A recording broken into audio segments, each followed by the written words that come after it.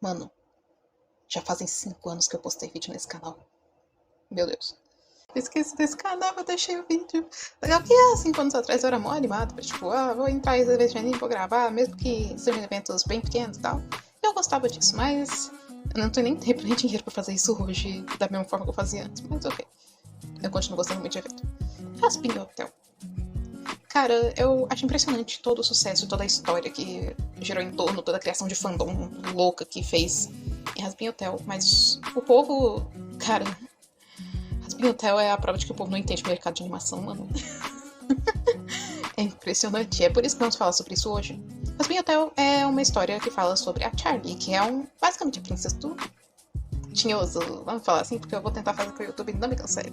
E a princesa do Tinhoso, a filha do Tinhoso, ela é uma pessoa boa, pelo que pareça, e ela quer ajudar todo mundo no inferno, mas ninguém acredita nela, basicamente. E a história gira em torno dela, criar tipo um hotel de reabilitação pra tentar levar essas almas pra cima, sem saber se na realidade isso vai funcionar de alguma forma. E a história vai contando a partir disso. Rasping Hotel, desde seu início de produção, deu muito o que falar, por conta que é uma história que realmente envolve aquela coisa, né, de Tinhoso, o reino dele, e toda aquela coisa que, né, vamos dizer assim, crente não gosta de comentar sobre. É sobre. E é exatamente por isso que ela se destacou muito, por conta que ela se propunha trazer uma história com problemas adultos, com problemas que histórias infantis não trabalham, e focado em um público adulto, né, um público jovem adulto ali. A série, se não me engano, mesmo é de classificação 18, se não me engano, eu acho. Pra falar um pouquinho mais sobre o Rasmin, sobre as coisas em volta dele, a gente tem que falar um pouquinho sobre sua criadora, que é a Viviane Medrano.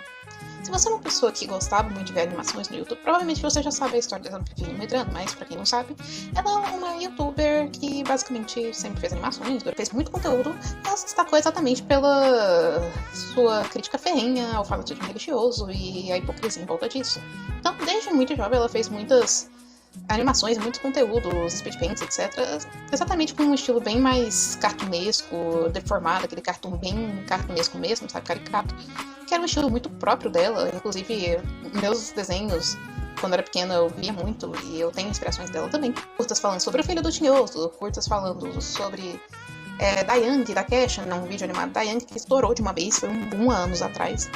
E por direitos autorais depois, né, mais um tempo, quando o canal dela cresceu, ela tirou esse vídeo do ar. Se você pesquisar da Yang, da Vivze Pop, que é o canal dela, você vai ver pela internet aí várias versões. E é importante falar um pouquinho sobre ela, por conta que a história da criadora de Rasping Hotel tem tudo a ver com a série em si.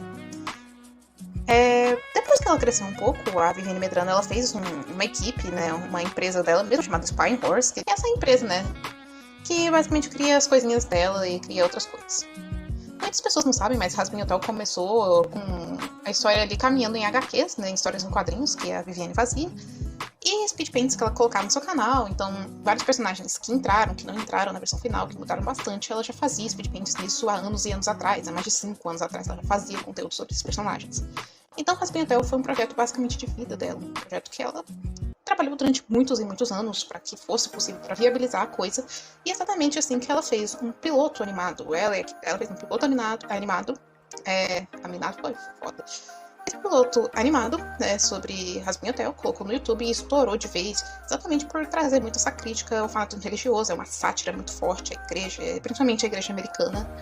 Então, foi algo que fez um sucesso quase que imediato, né? E assim começa a história de Rasping Hotel, já que depois disso, com esse boom todo que fez, Rasping Hotel foi vendido para uma grande empresa que se dispôs a realmente fazer uma série sobre isso. E assim, eles passaram, se não me engano, foram cerca de uns 4 anos, ou mais ou menos, até essa série de fato ir para um mainstream. Falando um pouco sobre essa relevância na mídia, obviamente como uma crítica ferrenha ao fanatismo religioso, principalmente ali ao catolicismo e tudo mais, ao cristianismo no geral, basicamente. É uma série que ela foi muito criticada pelo negócio, muitas pessoas usavam críticas absurdas, como por exemplo, isso não é pra criança, sendo que a série de fato não é pra criança. E tudo pra tentar cancelar a Viviane Medrano, cancelar a série, cancelar e tudo, mas obviamente isso nunca dá certo, todo mundo sabe que, não vai passar na TV, mas no mainstream estoura e o pessoal assiste do mesmo jeito, e não foi diferente com Rasping Hotel. Ela foi feita dentro da empresa, a Viviane acompanhou o processo ali, apesar que ela vendeu a ideia, então tipo, a ideia é muito da empresa, e isso é importante guardar, vamos falar um pouquinho mais pra frente sobre isso. Mas ela fez esse conteúdo e colocou, né, no final das contas, em mainstream depois de alguns anos. E eu, inclusive, sou uma pessoa que esperei muito pra isso. Porque eu vi Harvey Hotel desde lá atrás, desde que ela fazia experimentos sobre os personagens, e eu tinha muita curiosidade de ver isso na época que eu não falava inglês direito, pra tentar entender qual que era a história daquilo. A gente precisa falar um pouquinho mais sobre a indústria de séries animadas atual, por conta que as pessoas geralmente elas são leigas nesse assunto, não entendem uma certa ignorância do senso comum sobre como funciona a indústria de séries animadas atual no mercado mundial, assim, né? E é por isso que a gente tem que dividir as séries em duas. Categoria 1, séries internas de uma empresa. Uma empresa, geralmente, ela tem uma equipe de animadores, principalmente em empresas muito estabelecidas, como a Disney, a Cartoon Network, a DreamWorks. Ela tem aqueles animadores que já é meio que da casa, são animadores que já estão há muitos anos trabalhando dentro daquela empresa. Quando isso acontece, pode acabar de, é um projeto, eu quero fazer a gente precisa de um conteúdo, sei lá, para jovens da faixa dos 14 anos, e eles soltarem isso na mão de alguém que eles já tem confiança dentro da empresa para fazer alguma série sobre isso. Existem séries muito famosas que foram feitas dessa forma, como por exemplo Billy Mandy, que a sua criadora, o seu criador, se não me engano é criador. É criador? O seu já era interno da Cartoon Network, e a Cartoon basicamente soltou e falou: a gente quer uma ideia que se englobe nisso, e ele foi, levando essa ideia e lapidando ali o que seria a série de Billy Mandy, que foi então cotada dentro dos programas da Cartoon Network para ser produzida. Porém, a maioria das empresas, atualmente, elas não fazem isso. São pouquíssimas as empresas que têm séries internas. Geralmente isso é mais comum em filmes de animação, como, por exemplo, o Estúdio Ghibli, que a empresa já é o dono da empresa, é o criador de suas criações, que é o Hayao Miyazaki. Isso é mais comum em cinema de animação e não propriamente dito em séries animadas. Em séries animadas, geralmente a gente tem a questão de séries que são compradas por uma empresa. Geralmente, o público não tem essa noção, mas séries compradas, geralmente elas tendem a ser mais originais porque elas são de pessoas, entre aspas, comuns, pessoas que não são internas das empresas, que chegam com uma ideia e vendem ela para uma grande empresa. E dependendo de como é o sistema interno da empresa, dependendo de qual a relevância daquela pessoa na mídia, etc e tal, ela tem mais ou menos influência ali no roteiro depois que essa série é comprada. Porém, ainda assim, grandes nomes, assim, de séries que foram muito famosas nos últimos anos foram feitas dessa forma, foram séries de ideias compradas pelas empresas, como, por exemplo, a Cartoon Network, que comprou a ideia de Hora de Aventura, de Aventos no Show, e vários outros, por exemplo, Gravity Falls também foi assim, Steven Universo foi assim, e várias ideias, grandes desenhos, assim, que estão no mainstream, surgiram de ideias compradas, ou seja, a empresa foi lá, ela tem a seção de apresentação, por acaso vocês ouviram barulho? Ela tem uma sessão de apresentação, para ver ideias novas. Geralmente eles têm ali uns poucos minutos para apresentar essa ideia, ou então o episódio piloto, tem que apresentar episódio piloto, tem gente que apresenta uma ideia mesmo, assim, falar sobre o universo. E eles compram essas ideias para a produção deles. E eu falo muito sobre isso por conta que, se você não me conhece, eu sou designer, eu sou estudante de design. E dentro das minhas pesquisas eu usei muito sobre a Bíblia de animação de Hora de Aventura como exemplo, ou seja, que o criador de Hora de Aventura, ele fez os conteúdos dele, fez tirinhas e tudo mais, fez ilustrações, fez guias com as ideias dele e colocou para uma venda, para impressionar os produtores, e ele conseguiu impressionar os produtores da Cartoon Network. Vale a menção honrosa que, na realidade, eles foram primeiro para Nickelodeon, só que a Nickelodeon recuou a ideia, e então a Cartoon Network comprou. E que ironia do destino, inclusive, Porra. Isso é importante dizer por conta que a Hasbin Hotel foi uma ideia que foi comprada, ela foi criada, teve episódio piloto, foi comprada por uma empresa. E quando isso acontece, a Vivienne Medrano, que é a criadora de todo o Hasbin Hotel, ela já não tem mais aquele controle todo que ela tinha quando a série era dela. Então a série já não é mais da Spine Horse, da empresa dela, a série é da grande empresa que comprou a ideia para ser produzida. Ela participa da produção, tem criadores que nem participam, inclusive, mais dependendo. Mas ela participa da produção, porém, ela não é dona daquilo, ela não tem completa liberdade de fazer essas coisas. E geralmente o pessoal não entende esse conceito, por quê? Quando uma empresa, lembrando que a empresa, obviamente, ela só quer lucro, ela compra uma ideia, ela dá uma estimativa de episódios para uma primeira temporada daquela ideia, exatamente para essa ideia ser testada no mercado, para ver se o público vai receber, se vai gerar um capital. E geralmente, esses episódios, geralmente a empresa dá de 10 a 20 episódios, mas tá ali geralmente na faixa de 12 a 15 episódios. Por isso que você vê muitos animes, muitas séries, muitos seriados assim que só tem 12 a 15 episódios, por conta que é a faixa que a empresa deu, tipo assim, ela chegou em você e falou, olha, a gente comprou sua ideia. Agora, toda essa ideia que você fez, ela tem que ser contada dentro de 12 a 15 episódios pra ser mostrada pro público pra eles gostarem. E tudo que se vira com a equipe que a gente te der e vai. Então, acaba que muitas coisas, por exemplo, o Rasputin Hotel, que tinha um universo muito mais vasto, muito mais histórias, muito mais detalhes, teve de ser condensado pra durar na média de 12 a 15 episódios. E quando isso acontece essas coisas absurdas de personagens que apareceram antes, que só aparecem em frame, personagens que a história não é bem contada ou é contada muito por debaixo dos panos, personagens que nem são mostrados, personagens que mudam muito da sua ideia, do seu conceito inicial, sem explicação óbvia, personagens que têm as histórias encurtadas, personagens que são meio deixados de lado, etc e tal, por conta que no final só tem esse tempo de 12 a 15 episódios para ser contada a história. E isso é tenso, isso é triste dentro da indústria das animações, porque antigamente a faixa de episódios era em torno de 20 a 25 episódios. Então, cada temporada, por isso que você vê muitas animações antigas, a temporada delas tinha 20, 25 episódios. Hoje a média é 12 e muito sofrimento chega a 15, 16. Ou seja, o problema de produção, porque muitos fãs, quando o Rasputin saiu, estranharam esse fato de ser muito corrido, de não falar todos aqueles detalhes que teoricamente teriam no conceito inicial do projeto, de personagens que não apareceram, personagens que não foram explicados, personagens que só apareceram numa cena e sumiram. Exatamente por conta disso, por conta que agora a Vivienne já não tem mais controle e toda a história tem que ser contada dentro de um número X de episódios, que é a empresa que define, né? E é exatamente por isso, por conta de que agora não era a empresa da Vivienne, que ela não tem liberdade sobre aquele universo, ela já não pode fazer o que ela quiser.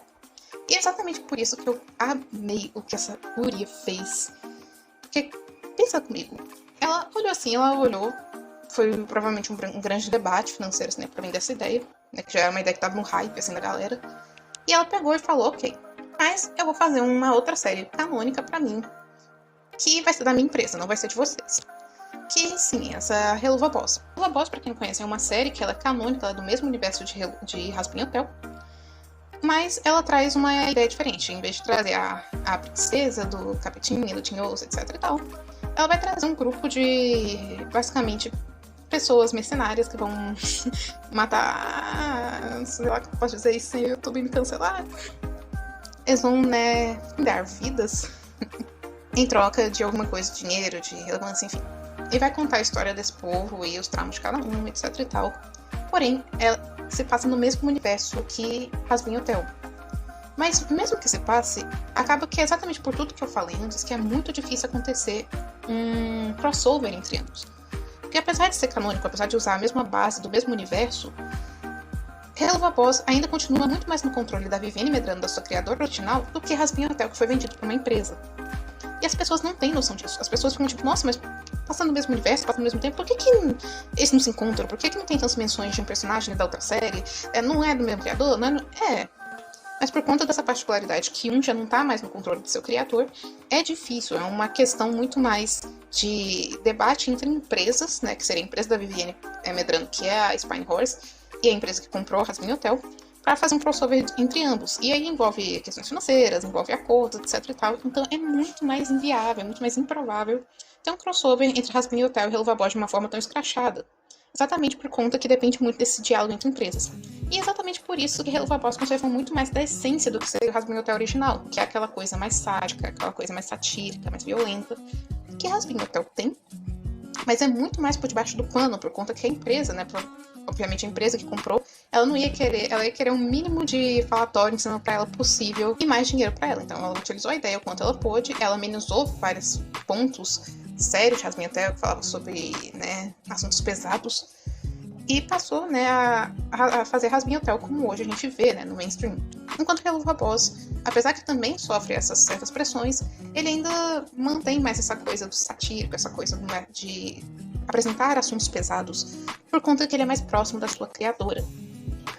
Isso é triste, por conta que Rasputin Hotel, inicialmente, quem conhece o conceito de Rasputin Hotel sabe que os assuntos, como por exemplo o Angel Dust, os assuntos como a Charlie, os traumas, sei lá, do Alastor, eram muito mais escrachados, né, na conceito de Rasputin Hotel.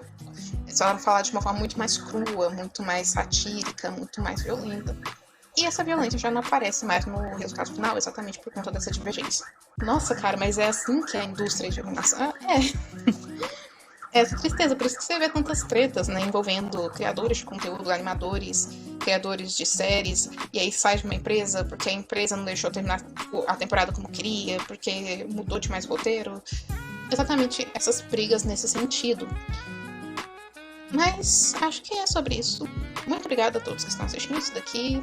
Eu vou tentar postar um videozinho por semana, ou sei lá, de 15 15 dias, eu não vou prometer nada, porque minha vida é um caos. Se vocês têm... O que vocês acham sobre isso? Pode colocar aqui nos comentários abaixo, curte, compartilha com seus amigos que também gostam desse conteúdo.